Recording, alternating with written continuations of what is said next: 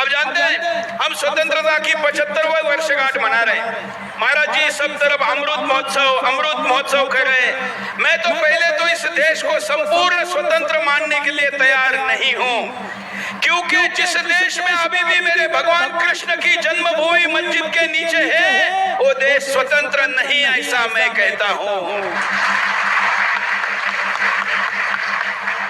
मैं कैसे अमृत महोत्सव मनाऊं कि मेरे भगवान श्री कृष्ण की मूर्तियां तोड़ी गई और आगरा के मस्जिद के सीढ़ियों में दबाई गई।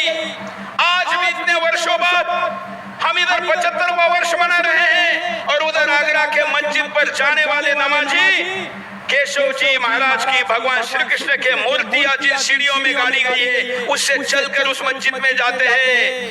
ऐसे देश को आप स्वतंत्र कहेंगे? मैं आपको पूछ रहा हूं, स्वतंत्र कहेंगे? तो स्वतंत्र करना है कि नहीं? और इसलिए इस देश के 4 लाख मंदिरों को तोड़ा गया है, उन पर मस्जिदें बनाई गई है। यहाँ पर एक वाक्य लिखा है, हिंदवी स्वराज्य 350वां वर्ष। ये क्या है? ये छत्रपति शिवाजी महाराज जी ने स्थापित किए हुए हिंदू राष्ट्र के स्थापना का, स्वराज्य के अभिषेक का 350वां वर्ष चल रहा है।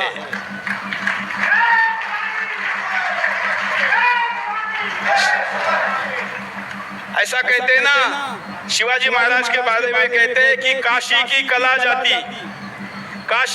कला जाती, मथुरा में मस्जिद होती, एक शिवाजी नहीं होते तो सुन्नत होती सबकी।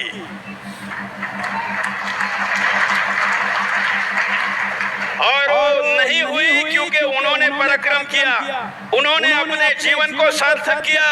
350 वर्ष बाद उन्होंने निर्माण किया हुआ राष्ट्र खतरे में है, उन्होंने स्थापित किया हुआ, संरक्षित किया हुआ धर्म खतरे में है। और इसलिए 350वें वर्ष का हमारा एजेंडा यह है कि इस एक वर्ष में हम पुनः इस देश को हिंदू राष्ट्र घोषित करने का आंदोलन आक्रामक और फाइनल करेंगे।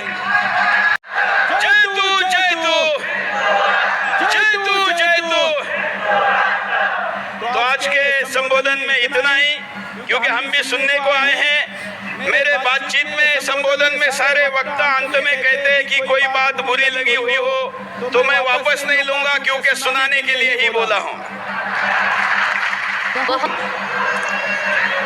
राधा रमण जी मिश्र हमारे परम पूज्य गुरुदेव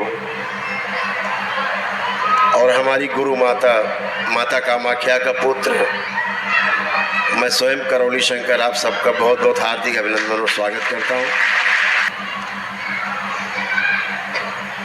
लोग प्यार से करौली शंकर महादेव का नारा लगाते हैं। एक्चुअली हमारा तो सन्यास का नाम करौली शंकर ही है। जो भोलेनाथ को यहाँ मिला के बोलते तो करौली शंकर महादेव बोल देते, प्यार से लोग लिख देते, बोल देते, कुछ ही बोल दो सब स्वीकार रहता है। हमारे बीच में अभी आपने बहुत ओजस्वी वाणी से बहुत ही जोरदार आपने भाषण सुना श्री सुरेश चौहान के जी का, बहुत अद्भुत, बहुत सराहनीय। और यही आज की पिक्चर है, पूरे देश की नहीं पूरे विश्व की पिक्चर है कि सनातन को कुचल दो, येन केन प्रकारों को कुचल दो। और ऐसे दरबारों को भी कुचलने की कोशिश की जाती है, ऐसे लोगों को कुचलने की कोशिश की जाती है। आपको भी तमाम देश विदेश से तमाम धमकियां मिलती रहती हैं, बड़ा आनंद आता है जब धमकी की बात एक धमकी और जुड़ जाती है, लगता है बहुत अच्छा हम लोग काम कर रहे हैं, दिशा सही है। धमकी नहीं मिले, अवरोध नहीं आए तो समझ लो फिर आप सही दिशा नहीं है। इसलिए दिशा सही है, धमकी आएंगी, धमकियों को सफल करने का प्रयास भी किया जाएगा। उसके लिए सनातन धर्मी सब तैयार है, एकदम तैयार है, सीना ठोक के तैयार है।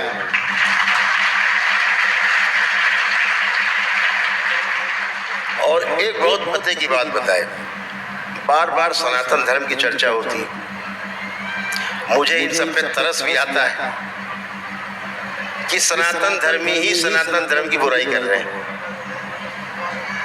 वो चाहे हैदराबाद में बैठा हो बकरा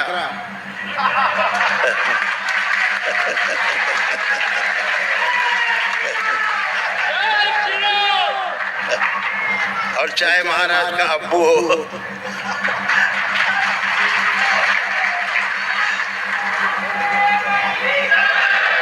सब सनातनी है भाई, ये सब सनातनी है।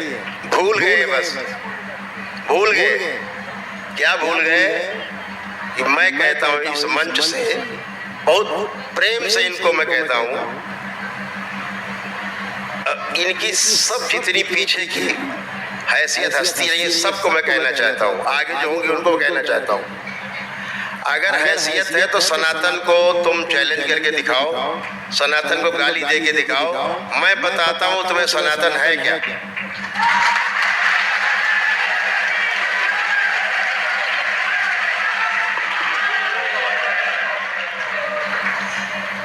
सामने लाओ, 2 मिनट के बाद बोलती ना बंद कर दे दरबार, तो दरबार उसी दिन बंद।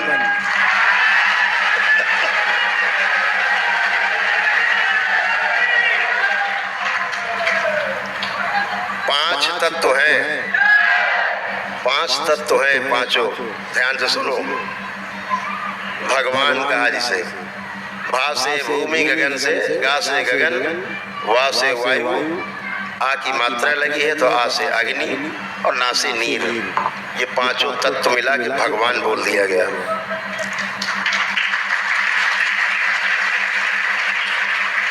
ये पांचों तत्व जिसके नियंत्रण में, उसे भगवान बोल दिया गया थी, छोटी सी बात है। और यही सनातन है जो सदा से था, आज भी है और सदा सदा रहेगा।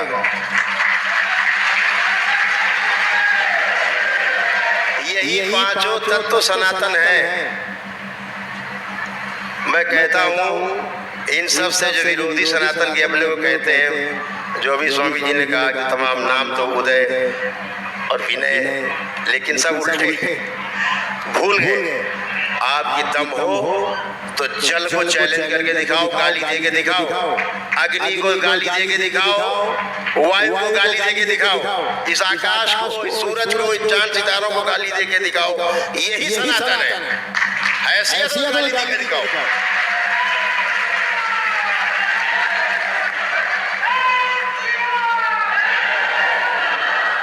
और हैसियत है तो इन 5 तत्वों से, इस सनातन से अपने को 5 मिनट के लिए अलग करके दिखाओ। तो मैं चैलेंज है और काम तुम्हारी देख लेंगे। 5 मिनट अलग हो जाओ, 5 मिनट के लिए सनातन से। नहीं हो सकते, सनातन के घेरे में है, ये सनातन के सनातनी है, भूल गए केवल। मैं याद दिलाना चाहता हूं इनको, इनके पुरखे भी सनातनी थे, ये भी सनातनी है, और वो समय भी दूर नहीं जब पूरा विश्व सनातनी होगा।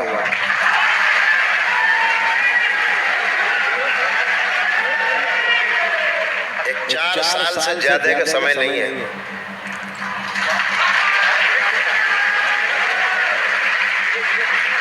पूरे विश्व में केवल सनातन सनातन सनातन के साथ टनाटन टनाटन टनाटन लगेगा, सब खोपड़ी बन जाएगी। ऐसा सनातन है।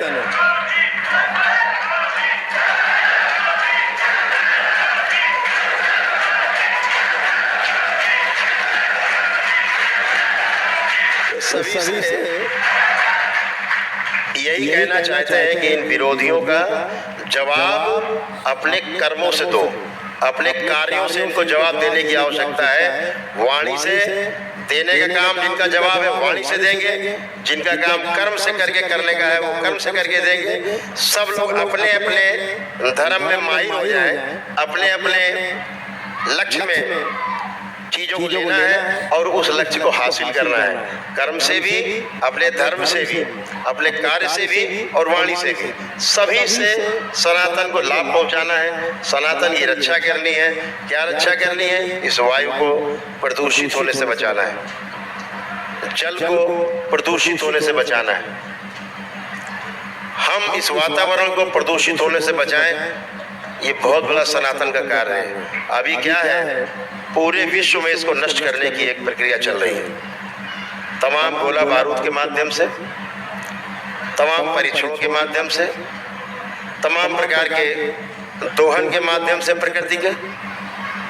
आप सोचो हम सनातन को कितना बड़ा नुकसान पहुंचा रहे हैं। छोटा नुकसान नहीं है ये।